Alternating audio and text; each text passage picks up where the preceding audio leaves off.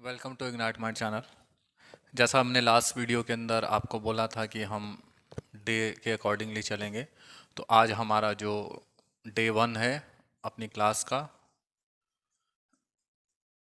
ठीक है, day first. और डे फर्स्ट के अंदर हम लोग अपना स्टार्ट करेंगे इंग्लिश को, ठीक है। तो आज डे 1 है आपका। चलिए स्टार्ट करते हैं भाई। इंग्लिश।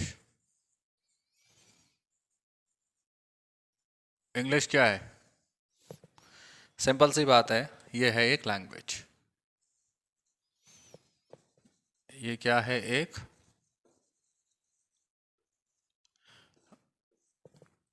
लैंग्वेज है। किससे आती है? आपकी साउंड से। किससे आती है? साउंड से आएगी।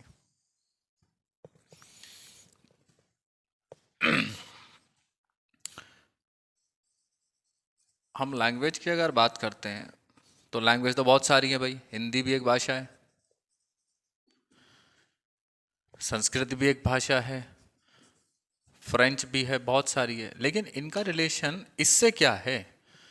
इस साउंड से इसका क्या रिलेशन है? साउंड से इसका ये रिलेशन है कि आप 5 मिनट के लिए चुप हो जाओ, मैं भी चुप हो जाता हूँ, कुछ भी समझ में नहीं आएगा। ना मैं कुछ बोलूँगा ना आप कुछ बोलोगे, कुछ अलग ही भाषा बन जाएगी। जो कि जिनको सुनता नहीं है या बोल नहीं पाते हैं, वो अपनी साइन लैंग्वेज के हिसाब से बात करते हैं। तो भाषा कोई भी हो, उसका साउंड से बहुत अच्छा खासा अपना एक रिलेशन होता है, अच्छा खासा प्रॉपर रिलेशन होता है। तो उसी हिसाब से हम बात करते हैं। देखिए भाई, लेटर और अल्फ़ाबेट।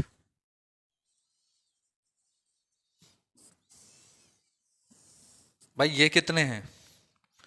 ये हैं तुम्हारे 26। कितने हैं? 26। और इन 26 की 40 से ज़्यादा साउंड, क्या 40 से ज़्यादा इसकी साउंड होती हैं अपनी खुद की। इन 26 लेटरों की कुछ अलग अलग अपनी साउंड होती है। तो 40 समथिंग। अब इनको हम डिवाइड कर सकते हैं दो पार्ट के अंदर, बहुत इजी वे के अंदर, बहुत नॉर्मल से। कैसे? क्या है? वॉवल और कॉन्सोनेंट। एस भी लगा सकते हैं, कॉन्सोनेंट्स हो सकते हैं, ठीक है। ये वॉवल कितने हैं भाई? ए, ई, आई, ओ, यू, ये आपके वॉवल हुए। कॉन्सोनेंट में हम लिख के चल सकते हैं क्या? रिमेन। रिमेन लिख के चल सकते हैं। बी, सी, एफ, जी, ई, टी, सी, ठीक है। इनको लिख के हम छोड़ सकते हैं, रिमेन से बात बन जाएगी। अब हम अगर बात करें वॉवल और कॉन्सोनेंट के बाद, तो देखो साउंड में अगर हमें बोलना है कि जॉब, होट ऐसे बोलते हैं, ठीक है। एक वर्ड ये भी हुआ, प्लम्बर। प्लम्बर, ठीक है। ये वर्ड हुए जैसे। देखो इसको आप मत बोलो जॉब, इसे बोलो जॉब, ठीक है। ये वाला जॉब। इसे मत बोलो हॉट, इसे बोलो हॉट। ये लुकिंग वेरी हॉट। देखो प्लम्बर क्या बोलते हैं? कुछ चीज टूट जाती है पानी वानी की, तो घर में बोलते हैं भाई प्लम्बर को बुला लो। भाई वो प्लम्बर नहीं होता, वो होता है क्या? प्लम्बर। प्लम्बर, PLUM, बी नहीं हटेगा, ER, प्लम्बर, ठीक है। बी हट जाएगा, वो प्लम्बर होगा, ठीक है। उसी हिसाब से बस में बैठे या कहीं पे भी बैठे, तो हमारी आदत क्या है? बोल देंगे कि भाई एडजस्ट कर ले। नहीं, उसमें आप क्या बोलो? Please adjust. आप डी हटा दो, ठीक है। तो देखो कहीं ना कहीं भाषा का जो रिलेशन है वो साउंड से चल रहा है। अब लैंग्वेज हिंदी, संस्कृत, मैथ्स, देखो किसी ना किसी फॉर्मेट पे चलेगी। किस पे? किसी ना किसी फॉर्मेट के ऊपर चलेगी। अंग्रेजी या कोई भी भाषा हो, ठीक है, किसी ना किसी फॉर्मेट के ऊपर ये काम करेगी। देखो भाई, जैसे हम बात करें किसकी? मैथ्स। इसमें एक्स होगा, y, z, theta, square, cube, ये सब चीज़ें होंगी। यानी हम देख क्या रहे हैं कि ये किसी सेलेक्टेड फॉर्मेट पे काम कर रहा है। किस पे? एक सेलेक्टेड फॉर्मेट पे काम कर रहा है। भाई उसी तरीके से तो फिर ये भाषा भी जो है, ये भी तो किसी सेलेक्टेड प्लेटफॉर्म पे काम करनी चाहिए, और ये किसी सेलेक्टेड प्लेटफॉर्म पे नहीं, ये रूल के ऊपर चलती है। जो रूल है वो रूल है, उसके अकॉर्डिंग ही चलना पड़ेगा, आप कुछ भी नहीं कर सकते उससे। ठीक है भाई। अब ये तो बात हुई हमारी इसकी रूल की, अंग्रेजी लैंग्वेज है, ये है। ठीक है, देखो भाई सबसे इंपॉर्टेंट बात ये क्या है? वर्ड। हिंदी में लिखेंगे इसको हम शब्द, लेकिन इससे हमारी बात बनेगी नहीं कि भाई शब्द बोल दिया, वर्ड। वर्ड होता क्या है? जैसे मैंने लिखा PEN, पेन, अब लिख दिया हैन। ये दो वर्ड ही ले लेते हैं, ज़्यादा नहीं लेंगे, वीडियो लंबी हो जाएगी फिर। देखो भाई ये भी क्या है? यूनिट हुआ। ये भी एक आपकी यूनिट हो गई, ये भी आपकी एक यूनिट हो गई। ठीक है, इन सबको प्लस कर दो। प्लस करोगे तो यही वर्ड निकल के आएगा, PEN, pen.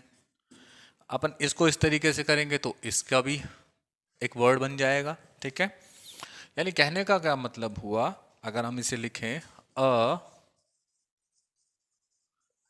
मीनफुल units of letter is called word.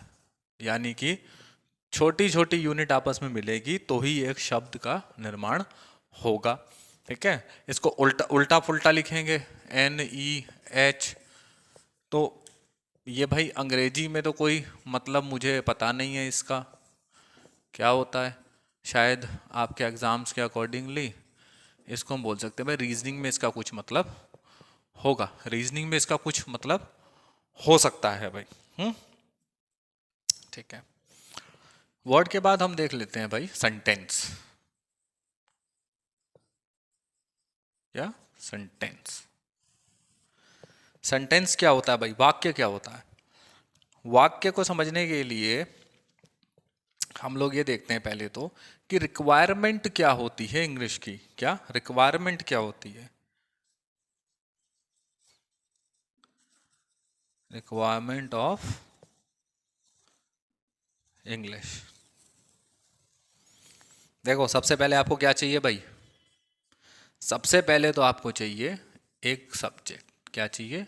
Subject. Subject अपन बोलें तो वो कौन होगा? वो होगा आपका कर्ता, यानी काम कर। ठीक है भाई, सेंटेंस की आपकी क्या रिक्वायरमेंट रहेगी? सेंटेंस की आपकी रिक्वायरमेंट रहती है, रिक्वायरमेंट ऑफ इंग्लिश, वो सब्जेक्ट होगा, वर्ब होगा, ऑब्जेक्ट होगा। सब्जेक्ट बोले तो सबसे पहले आपका कर्ता जो डूअर होगा, वर्ब क्रिया जो आपकी एक्शन होगी, ऑब्जेक्ट आपका नाउन, ये थोड़ा डाउटफुल रहता है, आगे पीछे ये हो जाता है। ठीक है, जैसे हमने वर्ड को देखा, उसे सेंटेंस की रिक्वायरमेंट हमने देखी कि क्या क्या इसके अंदर हमें चाहिएगा। ठीक है, अब हम क्या करते हैं, इस सेंटेंस को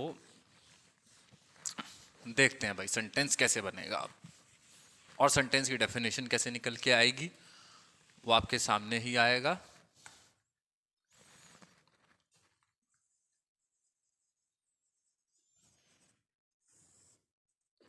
सेंटेंस, देखो सेंटेंस का क्या होगा, किसी भी चीज का एक स्ट्रक्चर होता है। ठीक है, इसको 3 पार्ट में डिवाइड कर लेते हैं हम लोग। जैसा हमने पहले डिस्कस किया कि सबसे पहले क्या चाहिए हमें? सब्जेक्ट, उसके बाद चाहिए वर्ब, उसके बाद हमें ऑब्जेक्ट। ठीक है भाई, ये तीनों चीजें हमारे को बहुत ज्यादा जरूरत होगी। और अगर मैं बोलूं अब सेंटेंस को, तो उसका मतलब क्या है? A meaningful units of letter with complete meaning, ठीक है। ऐसा यूनिटों का समूह जो मिलके एक प्रॉपर आपको कंप्लीट मतलब प्रोवाइड करे, वो सेंटेंस होगा। सेंटेंस कभी भी इस स्ट्रक्चर के बगैर नहीं बन सकता आपका। सब्जेक्ट चाहिए ही चाहिए आपको, ठीक है। सब्जेक्ट में आपको कर्ता यानी चाहिए ना, बिना कर्ता आप क्या करोगे। अब वो कर्ता क्या हो सकता है, वो कर्ता आपका जो होगा, जो डूअर होगा भाई, वो लिविंग भी हो सकता है, ठीक है। वो आपका नॉन लिविंग भी हो सकता है। ये तो प्रैक्टिकल सी बात है भाई। कोई लिविंग चीज है, नॉन लिविंग काम नहीं करेगी, लेकिन कुछ एक्शन उसके साथ सपोर्ट में होके कुछ हो रहा होगा, ठीक है। लेकिन ये तो चाहिए ही चाहिए। अब आपको वर्ब की अगर मैं बात करूं, तो वर्ब सीधा सीधा क्या हुआ आपका, एक्शन हुआ, ठीक है। वर्ब क्या हुआ आपका, एक्शन हुआ। अब मैं वर्ब की अगर बात कर दें, तो हम वर्ब की बात, देखो भाई, वर्ब को सबसे अच्छा फाइंड करने का तरीका क्या है, एंड विद ना। ऐसे शब्द जो ना के साथ एंड हो रहे होंगे। देखो हम भाई भारतीय लोग हैं, इंडियन हैं, ठीक है। तो हमारी आदत क्या है, पैरेलल अंग्रेजी चलाने की। इधर अपन लोग चलाते हैं क्या, हिंदी, और इधर चलाते हैं अपन लोग अंग्रेजी। कि मैं पार्क जा रहा हूँ, तो पहले दिमाग में सोचेंगे मैं पार्क जा रहा हूँ, उसके बाद फिर बोलेंगे I am going to park, ठीक है। तो ये हमारी आदत है। तो ये ना अंग्रेजी में तो आपको दिखेगा नहीं भाई ना लिखा हुआ। उससे कुछ छोटा सा कॉन्सेप्ट ऐसा डेवलप कर सकते हैं कि समझ में आए, जैसे करना, जाना, खाना, पीना, जो भी आप कर सकते हैं। अब देखो सबके एंड में क्या आ रहा है, ना आ रहा है भाई। इन सब से मुझे ये समझ में आ रहा है कि ये एंड किससे हो रहे हैं भाई, सारे ना से हो रहे हैं एंड, ठीक है। तो मैं ये बोल सकता हूं कि ये सब के सब क्या है, आपकी वर्ब है भाई, ये सब के सब आपकी। तो हमने देखा सेंटेंस क्या होता है, meaningful unit of letter, complete meaning देगा आपको। स्ट्रक्चर इसका यही होगा, सब्जेक्ट की जरूरत है, वर्ब की जरूरत है, ऑब्जेक्ट भी आएगा, और वर्ब तो आपने देख ही लिया, ठीक है। अब हम आगे बढ़ते हैं भाई। अब हम वर्ब को थोड़ा सा डिस्कस कर लेते हैं, ठीक है। हम वर्ब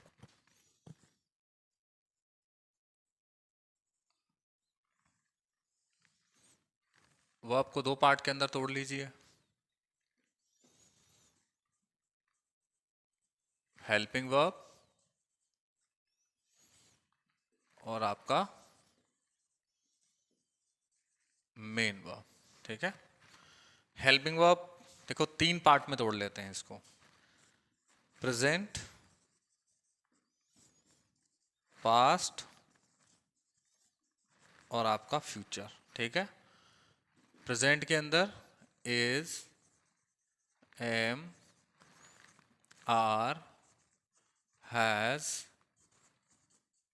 हैव, डू, डज, एक बी भी हो जाएगा, ठीक है। पास्ट में सबसे पहले ले लो डिड, वाज, वर, हैड, ठीक है। फ्यूचर में सिर्फ दो, डाउट नहीं रखना, विल और शेल। मेन वर्ब जो है वो आपकी, वर्ब की फर्स्ट फॉर्म, वर्ब की सेकंड फॉर्म, वर्ब की थर्ड फॉर्म, वर्ब की फोर्थ, वर्ब की फिफ्थ, ठीक है। वर्ब की फर्स्ट फॉर्म क्या है भाई, गो। सेकंड क्या है, वेंट। थर्ड क्या है, गॉन। देखो भाई ये तीनों है ना, अलग अलग है एकदम वर्ब, ठीक है। वर्ब की फोर्थ फॉर्म को कैसे बनाएंगे, वर्ब की फर्स्ट फॉर्म प्लस एस या फिर ई एस। तो इसको हम कैसे बना सकते हैं, go plus E S equal to goes. इसको कैसे बनाएंगे, वर्ब की फिफ्थ को, वर्ब की first form I N G, go plus I N G, तो क्या बन गया, गोइंग, ठीक है। तो ये जो आपका वर्ब है इसको भी दो पार्ट में डिवाइड कर सकते हैं। देखो वर्ब के बहुत सारे पार्ट हैं। वर्ब, वर्ब को क्वालिफाई करके चला जाएगा, वो एडवर्ब की तरह काउंट हो जाएगा भाई। उससे और आगे बढ़ेंगे तो एडवांस वर्ब भी आती है। तो वो सब पार्ट बहुत अलग वे के अंदर चले जाते हैं। तो अभी बेसिक की हमने स्टार्ट किया है और हमारा डे 1 है, तो इस डे 1 के अंदर हम लोग छोटे छोटे टॉपिक्स को कवर करके चलेंगे, ठीक है। तो डे 1 के अंदर आज हमने जो सीख लिया वो हमने क्या क्या सीखा, एक तो शब्द सीखा भाई, दूसरा हमने स्ट्रक्चर भी देख लिया कि भाई स्ट्रक्चर कैसा होगा, ठीक है। सब्जेक्ट, वर्ब, ऑब्जेक्ट, ये सब हमने देखा, और वर्ब को 2 पार्ट के अंदर तोड़ के भी हमने देख लिया, ठीक है। तो आज डे 1 के अंदर हमारा सेशन इतना ही रहेगा। डे 2 के अंदर हम लोग स्टार्ट करेंगे आपका टॉपिक नाउन। नाउन को हम लेके चलेंगे नेक्स्ट क्लास के अंदर। तो ये हमारा डे 1 हुआ। ऐसे ही आप कंट्रीब्यूशन करते चलिए। आई होपफुल, मुझे ऐसी उम्मीद है कि आपको ये कुछ इम्पोर्टेंट लगा होगा या आपको इससे हेल्प बहुत ज़्यादा मिलेगी, ठीक है। अगर आपको कंटेंट अच्छा लगा हो तो लाइक करिए, कमेंट करिए, और ये जो बेल वाला है इग्नाइट माइंड चैनल का, उसको आप प्रेस कर दीजिए। आपको ऐसे ही वीडियोस आगे कंटिन्यू मिलती रहेगी। वंदे मातरम, जय हिंद, जय भारत।